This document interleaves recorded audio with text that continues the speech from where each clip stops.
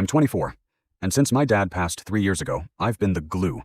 I handle the logistics, the deposits, and I use his old charcoal grill to keep the traditions alive. 2 weeks ago, my older sister Chloe sent a group text. Change of plans. We're doing Thanksgiving at a cabin in the Smokies this year.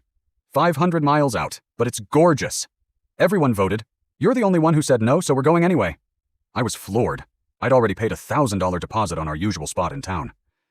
When I asked who voted, she sent a screenshot of a poll where I was the only no. Something felt off. Chloe's always been Instagram perfect. She hates that I bring Dad's old beat-up cooler and talk about his fishing stories. She says I live in the past. I drove all night through a rainstorm. 500 miles. Just to prove I cared. I pulled up to the cabin at 7 a.m. The gates were locked. The lights were off. The place was a ghost town. I called Chloe. She picked up, laughing.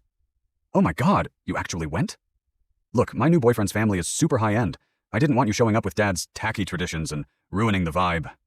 I told everyone you canceled on us. I stood in the rain, phone pressed to my ear, feeling a coldness that had nothing to do with the weather. So where are you? I asked. At the country club back home, she chirped. I used your login to transfer the catering and the venue booking. Thanks for the points, by the way. She hung up. I didn't scream. I didn't cry. I just opened my laptop.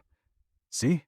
Since I'm the logistics guy, every single contract, the 5-course meal, the open bar, the private room, was in my name, tied to my card. I hit cancel on everything, all of it. 30 minutes later, my phone started exploding. Texts from my aunts. Why is the manager kicking us out? A voicemail from Chloe, screaming that I was evil and Dad would be disgusted. I texted her back one thing. Dad always said, if you don't invite everyone to the table, you don't get to eat. I checked into a 5-star hotel, ordered a massive steak to my room, and watched football in silence. For the first time in 3 years, I actually felt at peace.